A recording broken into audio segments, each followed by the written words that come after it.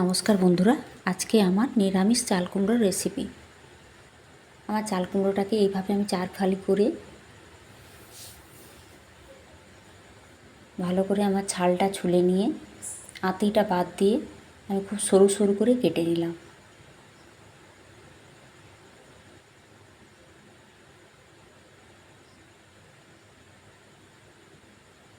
চাল কুমড়ো আলু একসঙ্গে কেটে নিয়ে আমি ভালো করে ধুয়ে জল ঝরিয়ে নারকেলটাকে কুড়িয়ে নিলাম। কড়াইতে জল দিয়ে চাল কুমড়োগুলো তুলে দিলাম। 1 চামচ নুন দিয়ে আমি এটা 2 থেকে 3 মিনিট জাস্ট ফুটিয়ে আসবে। আমি ছোলা দুটি দিয়ে দিলাম, 1 মুঠো ছোলা দিয়ে দিলাম, আরও একটু ফুটিয়ে নিলাম।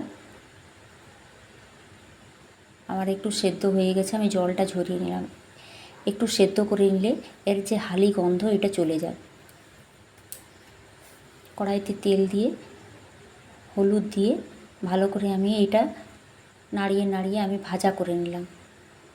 আমার একটু ভালোভাবে এই দেখুন, ঠিক এইভাবে একটু ভাজা করে নিতে হবে। আমার ভাজা হয়ে গেছে। কড়াইতে তেল দিয়ে 2টো তেজপাতা, গোটা গরম মশলা ফোড়ন দিয়ে আমি আদা বাটাটা দিয়ে দিলাম। তারপরে 1/2 চামচ জিরের গুঁড়ো, 1/2 চামচ ধনের গুঁড়ো, 1 চামচ লঙ্কার গুঁড়ো, 1/2 চামচ হলুদ গুঁড়ো সব একসঙ্গে ভালো করে নাড়িয়ে আমি একটু জল দিয়ে ভালো করে কষিয়ে নিলাম। মশলাটা আমার ভালো করে ভাজা হয়ে গেলে পুরনো নারকেলটা দিয়ে দিলাম।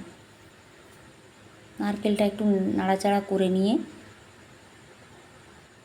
আমার ভেজে রাখা কুমড়োটা ঢেলে দিলাম। ভেজে রাখা কুমড়োটাকে মশলার সঙ্গে ভালো করে একটু নেড়ে কষিয়ে নিতে হবে।